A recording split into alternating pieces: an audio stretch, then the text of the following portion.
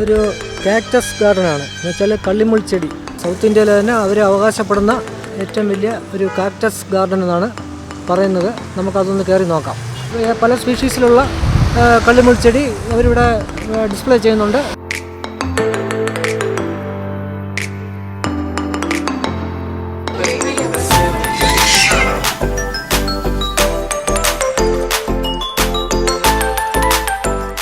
ഈ pinning chocolate സംഭവം അടിപൊളിയാണ്, നല്ല ടേസ്റ്റിയാണ്. ശരിക്കും നമ്മുടെ കാഡ്ബറീസിൻ്റെയൊക്കെ ഒരു ടേസ്റ്റ് ഉണ്ട് ഇതിന് കഴിക്കുമ്പോഴേ.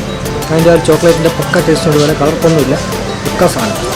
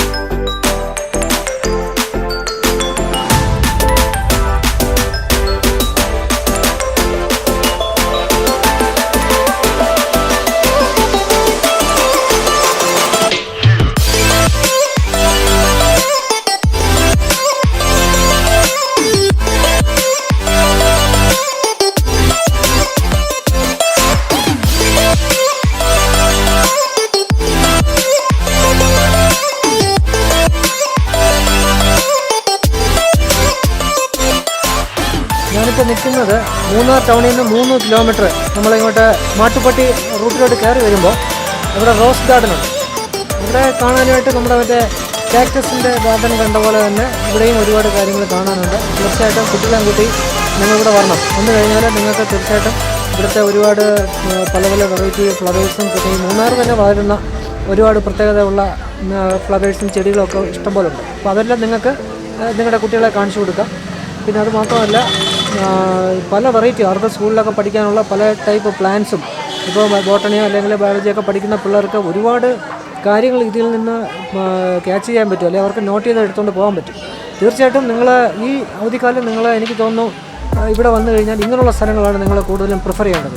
ഇവിടെ വന്ന് നിങ്ങൾ കാര്യങ്ങൾ എടുക്കുകയും ഫോട്ടോ എടുക്കുകയും അല്ലെങ്കിൽ അതിനെക്കുറിച്ചുള്ള കാര്യങ്ങളൊക്കെ ചെയ്യുകയും നിങ്ങൾ ചെയ്യുക.